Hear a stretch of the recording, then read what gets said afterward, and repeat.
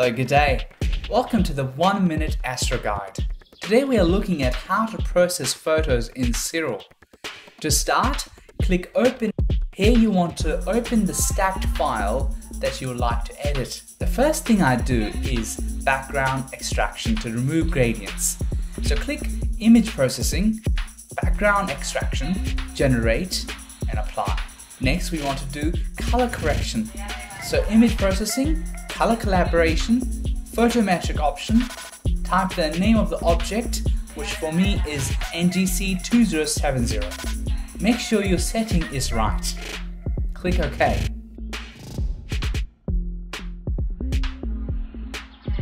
Next we go to Image Processing, Histogram Transformation, apply Auto Stretch, go to RGB to see the image. Next go to Ascend Transformation, change the black point according to your needs.